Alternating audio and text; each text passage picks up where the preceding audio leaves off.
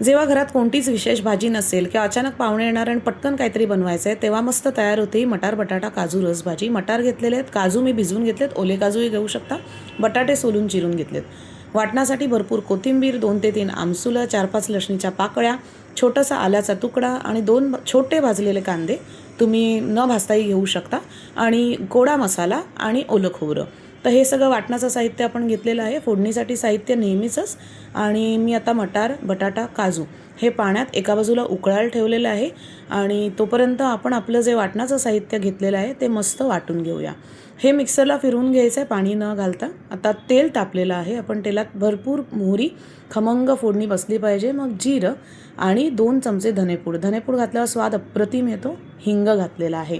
त्याच्यानंतर आपण जे मिक्सरमधनं वाटून घेतलेलं आहे, इथे आपण पाणी न घालता वाटून घेतलेलं हे मिश्रण आहे, ते घालून चांगल्यापैकी 1-2 मिनटं हे परतून घ्यायचं आहे.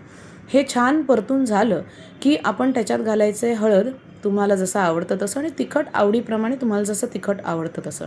हळद तिखट घालून झाल्यावर परत आपण 1-2 मिनटं याला छान परतून घेतलं.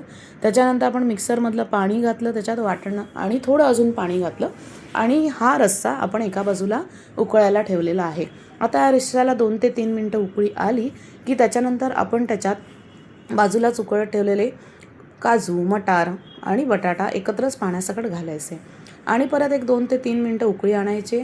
मीठ घालायचं आहे, हवं असल्यास गूळ घालू शकता, आणि गरज नाही पण हवं असेल तर तुम्ही घालू शकता, आणि अशी आपली मटार बटाटा रसभाजी तयार.